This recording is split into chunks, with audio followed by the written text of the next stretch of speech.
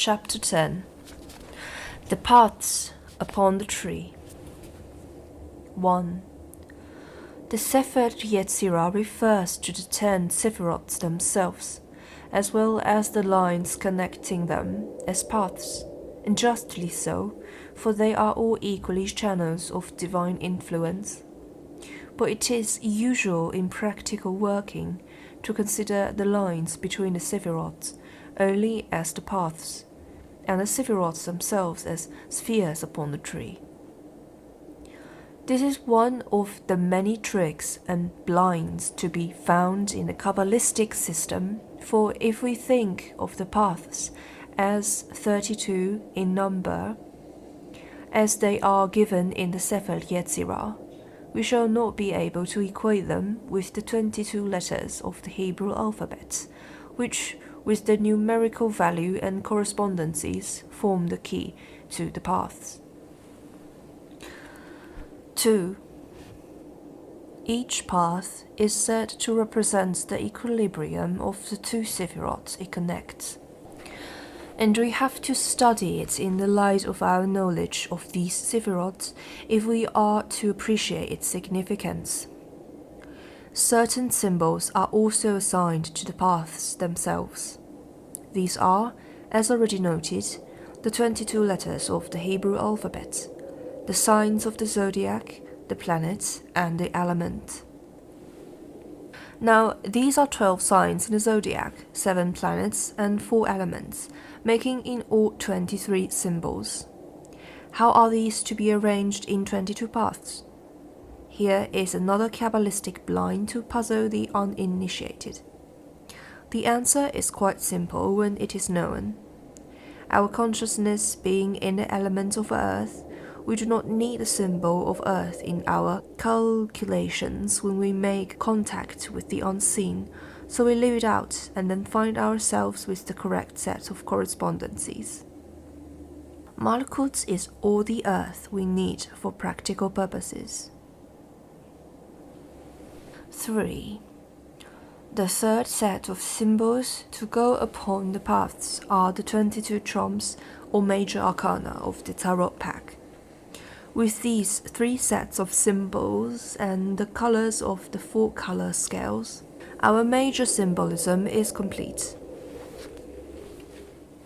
The minor symbolism consists of the innumerable ramifications of the correspondences through all systems and planets. 4. The Tree of Life, astrology, and the Tarot are not 3 mystical systems, but 3 aspects of one and the same system, and each is unintelligible without the others. It is only when we study astrology on the basis of the tree that we have a philosophical system.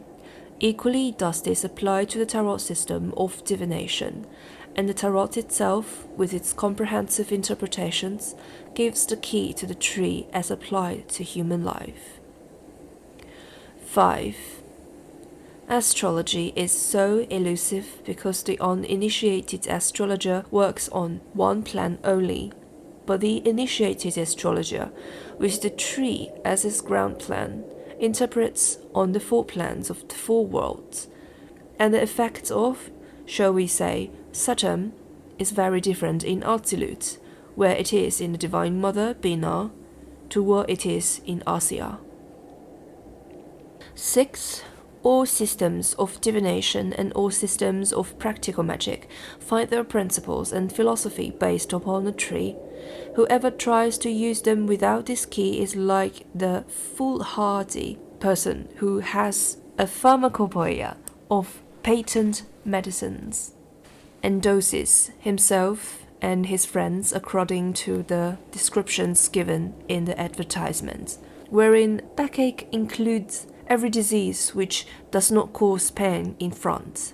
The initiate who knows his tree is like the scientific physician who understands the principle of physiology and the chemistry of drugs and prescribes accordingly. 7. Various methods of attributing the tarot cards have been worked out from the traditional sources. In his little book, The Key to the Tarot, A.E. White gave the chief of these, but refrains from indicating which, in his opinion, is the correct one. In his valuable tabulation on esoteric symbolism, 1777, Crowley has no such reticence, but gives the system as it is known among initiates. This is the method I propose to follow in these pages, for I believe it to be the correct one because the correspondences work out without discrepancies, a thing they do in none of the other systems. 8. According to this system, the 4 suits of the tarot pack are assigned to the 4 worlds of the Kabbalists and the 4 elements of the alchemists. The suit of Wands is assigned to Absolute and Fire. The suit of Cups to Bria and Water. The suit of Swords to Yetzirah and Air. And the suit of Pentacles or Coins to Asya and Earth. 9. The 4 aces are assigned to Kether, the first Sephirah. The 4 twos to Chokhmah, the second Sephirah, and so on down the pack, the 4 tens being assigned to Malkut. It will thus be seen that the cards of the 4 suits of the tarot pack represents the action of the divine forces in each sphere and on each level of nature. Equally, if we know the significance of the tarot cards, we shall obtain much light on the nature of the paths and spheres to which they are assigned. Both these systems, tarot and the tree, being of immemorial antiquity, their origins lost in the vistas of the ages, there is an enormous mass of symbolic correspondences accumulated around each of them. Every practical cultist who has ever worked with the tree has added to this stock of associations, making the symbols live in the astral by means of his operations. The tree and its keys are infinite in their adaptability. 10. The 4 court cards of the tarot are called in modern packs King, Queen, Knight, and Knave, but in the traditional packs they are, according to Crowley, arranged and symbolized differently. The King is a mounted figure, indicating the swift action of the yacht of Tetragrammaton in the sphere of the suits, and thus equating with the Knight of the modern pack. The Queen, as in the modern packs, is a seated figure representing the seat-fast force of the He of Tetragrammaton, and the Prince of the esoteric tarot is a seated figure corresponding to the vow of Tetragrammaton, and the Princess, the Knave of the modern packs, corresponds to the He final of the sacred name. 11. The 22 trumps are arranged in various ways by various authorities, of which Mr. White gives a selection, but in our system we will follow the order given by Crowley for reasons already discussed. 12. In these pages we propose to give the philosophical tree of life, and enough practical instruction to render it available for meditation purposes. But we do not propose to give the practical Qabalah, which is used for magical purposes, because that can only properly be learned and safely practiced in a temple of the mysteries. Reference must be made to the practical Qabalah, however, in order to render some of the concepts intelligible, but those who are rightfully in possession of its keys need have no fear that these keys will be revealed to the uninitiated in these pages, for I am quite alive to the consequences of doing so. 13. If from the information here given, and as a result of pursuing the method described herein, anyone is able to work out for himself the key of the practical Qabalah, as he will may, can any dispute that he is entitled to them? 14.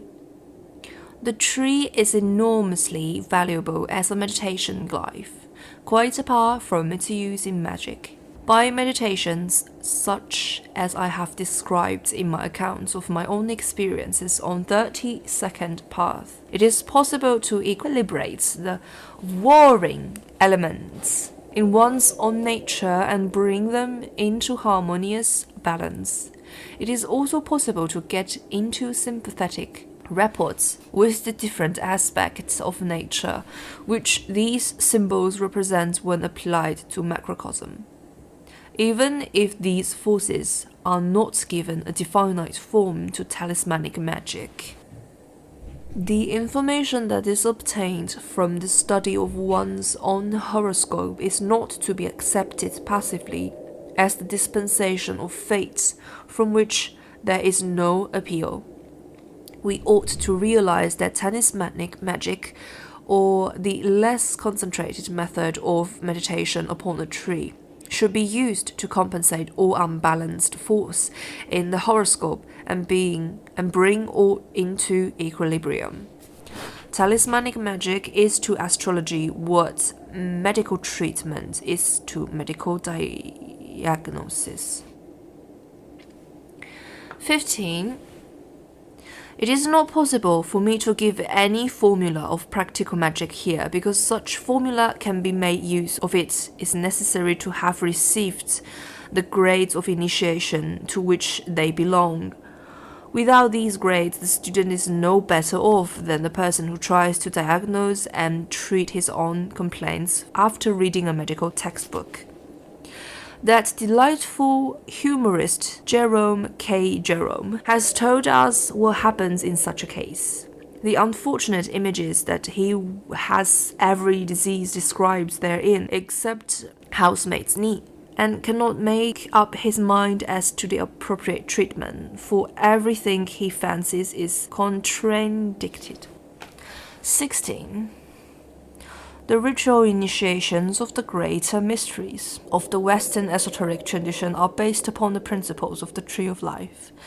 Each grade corresponds to a sephirah and confers, or should confer, if the order working them is worthy of the name, the powers of that sphere of nature. Likewise, it opens up the paths leading to that sephirah, so that the initiate is said to be the lord of the 32nd path when he has taken the initiation that corresponds to Yesod, or lord of the 25th and 26th paths when he has taken the initiation corresponding to Tiferet, which constitute him a full initiate. Beyond this lies the higher grades of adepthood. 17. The aim of each grade of initiation of the greater mysteries is to introduce the candidate to the sphere of each sephirah in turn, working from Malkut up the tree. The instructions given in each grade concerns the symbolism and forces of the sphere to which it refers and paths that equilibrate it. The sign and words of the grades are used when trading these paths in the spirit version or projecting by them on the astral plane. Consequently, the initiate is able to move with accuracy and certainty into whatsoever sphere of the unseen he desires to penetrate, and to countercheck all beings he meets and all visions he sees, for he knows what the colors of the paths are in all four scales, and he checks his vision by these. If he is walking up the 32nd path of Saturn, whose color are all in the somber hue of indigo, dark blue, and black, he knows that something is amiss if a scarlet-robed figure presents itself. Either that figure is elusive or he himself was wandered off the path. 18. To project the astral body along the paths, it is necessary for many reasons to hold the degrees of initiation to which they correspond. Chief among which is that, unless one has received the grade, one will be unknown to guardians of the paths, and they will be inimical rather than helpful, and do all in their power to turn the wanderer back. Secondly, if one should succeed in forcing one's way past the guardian, one still has no mean of countercheck the vision or knowing whether one is on or off the path. And there are plenty of beings in the lower spheres who are only too ready to take advantage of presumptuous ignorance. 19. These considerations, however, need in no way discourage anyone who wishes to meditate upon the paths and spheres in the manner I have described. And in the course of his meditations, he may so enter into the spirit of the path that its guardian shall come to know him and make him welcome. He will then literally have initiated himself, and no one can deny his right to be there. 20. The tree, considered from the initiatory standpoint, is the link between the microcosm, which is man, and the macrocosm, which is God made manifest in nature. A ritual initiation is the act of linking the microcosmic sephira, the chakra, with the macrocosmic sephira. It is the introduction of a newcomer to the sphere by those who are already there. They construct a symbolic representation of the sphere on the physical plane in the furniture of the temple. They construct an astral replica of it by concentrated imagination. And by means of invocation, they call down into this temple, not made with hands, the forces of the sphere of the sephira they are working upon. 21. These forces stimulate the corresponding chakras of the initiate and wake them to activity in his aura. The process of self-initiation by the meditations I have described is slower than the process of ritual initiation, but it is sure enough if preserved by a suitable person. But one cannot teach a jellyfish to sing by feeding it on canary seed.